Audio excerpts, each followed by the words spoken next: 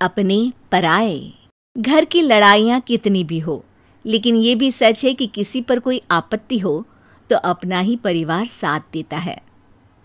भैया, मेरे पीछे पुलिस लगी है, प्लीज मुझे बचा लो। रवि और राज दो भाई, लेकिन दोनों में कभी नहीं पटी। अरे क्या हुआ छोटे, क्या कर दिया तूने? अरे कुछ नहीं भैया, मेरा दोस्त है ना राजू, वो मुझे लेकर बैंक गया था। मुझे नहीं पता भैया कि वो वहाँ बैंक लूटने जा रहा है। मैं उसके साथ बैंक में घुसते ही सीसीटीवी कैमरे में दिख गया हूँ। अब पुलिस मुझे ढूंढ रही है भैया, मुझे बचा लो। राज कुछ सोचता है, फिर कहता है, ओके, तुम यहीं रुको, मेरा एक दोस्त पुलिस में है, मैं बात करता हूँ। तभी वहाँ रवि की बीवी राज की बीवी के साथ आ जाती है। तुम लोगों के घर जब तक पुलिस का आना जाना है, बच्चों को यहीं छोड़ दो, उन पर असर ठीक नहीं पड़ेगा। तभी वहां पुलिस आ जाती है। चलो चलो, कौन है रवि, थाने चलो। मैंने कुछ नहीं किया, मुझे कुछ नहीं पता। अरे वो तो पुलिस स्टेशन चलकर ही पता चलेगा कि कुछ पता है कि नहीं, चलो। कहानी का फ्लैशबैक। भैया, मुझे मेरे मकान में हक चाहिए ही चाहिए। अरे लेकिन छोटे, अभी मेरे बच्चों पर काफ़ी खर्चा है, तेरी भाभी की भी तबीयत ठीक नहीं रहती, बजट बिल्कुल नहीं है कि मैं अलग होकर रहूं। देख लो भैया, 1 महीना है तुम्हारे पास, जल्दी से घर खाली कर दो। अरे कैसी बात कर रहे हैं भैया, मेरे शरीर में अभी इतनी हिम्मत भी नहीं कि घर को खाली करे। तो क्यों अपना पोषण बेचा भाभी?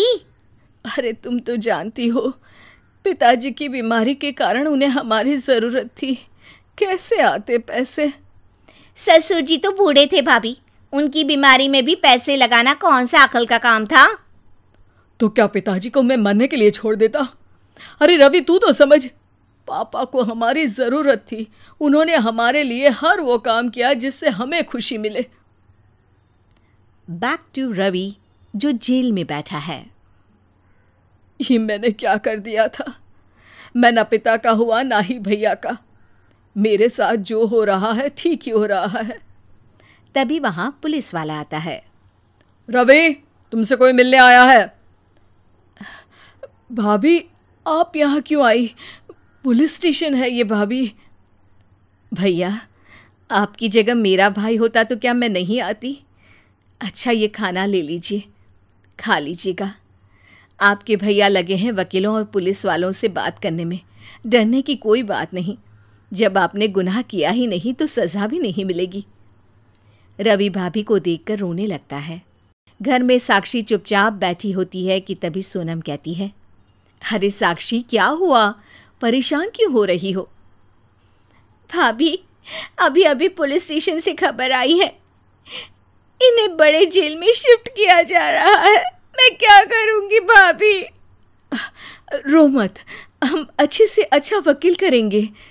लेकिन उसमें तो बड़े पैसे लगेंगे दीदी, हम इतना पैसा कहाँ से लाएंगे? अरे क्यों, ये मकान है ना, और मेरे कुछ गहने भी हैं।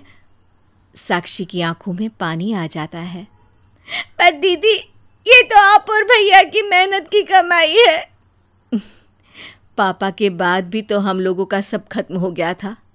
पापा को तो बचा नहीं पाए, लेकिन भैया को ज़रूर बचा लेंगे, और भगवान चाहेंगे ना तो दोनों भाई मिलकर इससे भी बड़ा मकान खड़ा कर लेंगे। साक्षी। थोड़ी देर में राज वहां आता है। सोनम सही कह रही है साक्षी, पैसों की कमी के कारण किसी भी बेगुनाह को सज़ा नहीं मिलती। राज एक अच्छा सा वकील करता है। सोनम और साक्षी बचाए पैसे और अपने गहनों को बेचकर रवि का केस लड़ते हैं और जल्द ही रवि जेल से बाहर आ जाता है। रवि राज को गले लगाकर कहता है, भैया मुझे माफ़ कर दो, मुझे साक्षी ने सब कुछ बताया है। भैया, आपने मुझ पर विश्वास किया, मेरे लिए दिन रात मेहनत की, भाभी ने अपने गहने तक बेच दिए। भैया, आपने तो पापा के लिए भी पैसे नहीं देखे, लेकिन मैं बहुत ही सेल्फिश निकला। भैया, एक आखिरी बार मुझे माफ़ कर दो, मैं शर्मिंदा हूँ। अरे भाई, अपने तो अपने ही होते हैं, पापा ने हमारे लिए क्या नहीं किया ये तुम्हें बताने की ज़रूरत नहीं है मुझे। और फिर तू तो मेरा भाई है, पैसे से बढ़कर रिश्ते होते हैं भाई। सिद्धि की शादी के बाद वो ससुराल चली जाती है। पीछे रह जाती है भाभी रानी। सिद्धि के ससुराल जाते ही भाभी कहती है, अरे वाह जी वाह, सारे कपड़े मेरे। हाय रे पैंट, अरे वाह वाह, मजा आ जाएगा। अरे ये सिद्धि की अलमारी के सामने खड़े होकर क्या बड़बड़ा रही है? जा जाकर देख मेहमानों को विदाई की मिठाई मिली कि नहीं। अब हाँ माँ जी, क्यों नहीं, लेकिन पहले कपड़े तो बदल लूं। अब रानी आ जाती है सिद्धि के उन कपड़ों में जो वो ससुराल जाने से पहले घर छोड़ जाती है। अरे रानी, कुछ दिन रुक जाती। अरे ये तो सिद्धि बिटिया को मैंने ही दिया था, बड़ा ही फबता था उस पर, तुझ पर तो कुछ खास नहीं लग रहा। अब वो ना मेरे सारे कपड़े गीले थे तो सोचा पहन लूं। वैसे भी सिद्धि को कौन सा दिन पुराने आउटडेटेड कपड़ों को पहनना है। वैसे भी ये सूट तो मैंने तभी पहना था, वैसे खास है भी नहीं ये। हाँ ठीक है, लेकिन ना मेरी सिद्धि पर तो जमता था। सारे मेहमान चले जाते हैं और सिद्धि ससुराल से मायके पहली बार आती है। अपना घर, अपना कमरा, अपनी अलमारी। ये बोलकर जैसे ही सिद्धि अलमारी खोलती है तो सामने उसके कपड़ों की जगह कुछ और ही रखा होता है। माँ, ओ माँ, जरा कमरे में तो आना। सास और रानी वहां पहुंच जाते हैं। रानी ने पहनी होती है सिद्धि की जींस और टी शर्ट। अरे भाभी, ये क्या? ये तो मेरी बड़ी ही महंगी टी शर्ट है, इसे आपने घर में क्यों पहनी है? अरे बहुत मिलती है दीदी ये चौक की मार्केट में, 150 में। ओ भाभी प्लीज, ये एरोपोस्टल है, 2000 की एक टी शर्ट। ओहो, 2000 में तो दीदी 4 साड़ी आ जाए। अब क्या बोलूं? भाभी, ये मेरी अलमारी में छोटू के कपड़े, तो मेरे कपड़े कहाँ हैं? मेरी अलमारी में? अब दीदी आपको कौन से पुराने कपड़े पहनने थे? माना भाभी, लेकिन मैं जब घर आती तो यही सब पहनती ना। अरे तुम तो बड़ी कंजूस हो दीदी। खैर, वक्त आता है जब सिद्धि ससुराल के लिए रवाना हो रही होती है। अरे रानी, अंदर से सिद्धि का गिफ्ट ले आ, लड़की पहली बार ससुराल से मायके आई है। रानी अंदर जाती है और एक सिंपल सी साड़ी लेकर बाहर आ जाती है। ये लीजिए माँ जी। सास बेटी को गिफ्ट देकर ससुराल भेजती है। अगले दिन रानी एक सुंदर सी साड़ी पहनकर सामने आती है। अरे रानी, ये तो वो साड़ी है जो मैंने सिद्धि को देने के लिए दी थी जब वो ससुराल ले जाती, लेकिन ये तूने कैसे पहन ली? अरे माँ जी, ये साड़ी तो मुझे बहुत पहले से ही पसंद थी, लेकिन चिंता ना करिए, मैंने सिद्धि के लिए भी अच्छी सी साड़ी दी है। हाँ। तभी सिद्धि का फोन आता है। क्या माँ, कुछ अच्छा तो दिया होता ससुराल ले जाने के लिए। अरे पहले दिखा दिया होता। यूं चमकते हुए पैकेट में नौकरानी वाली साड़ी मत दिया करो माँ। अरे बेटे, वो तेरी भाभी ने ना गलती से उससे पैकेट बदल गया। हाँ, मैं कल ही तेरे भाई के हाथ से तेरा वाला पैकेट भेज दूंगी। अरे रहने दो माँ, आई एम श्योर भाभी ने अभी वही साड़ी पहनी होगी जो तुमने मेरे लिए रखी थी। तुम तो समझ नहीं पाई उनको। खैर छोड़ो, मैं ज्यादा बोलती अच्छी नहीं लगती, रहने दो, आपको उन्हीं के साथ रहना है, फिर बात करेंगे।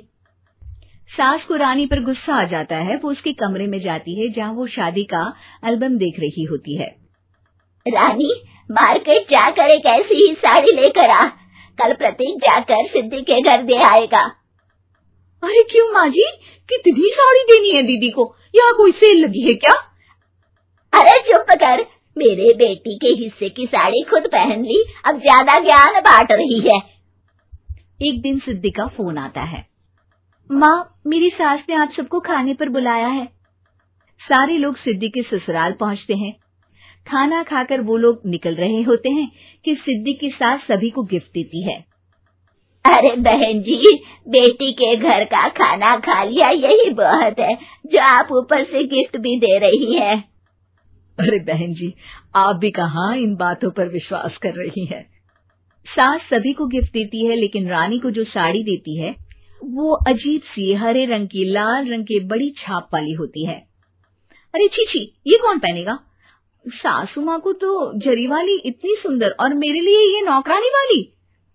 अरे भाभी, दरअसल मैं जब भी घर आती थी आप वापसी में ऐसी ही साड़ी देती थी ना, तो माँ ने सोचा कि आपको आपकी पसंद की ही साड़ी क्यों ना दी जाए। बेचारी रानी, बोलती भी तो क्या।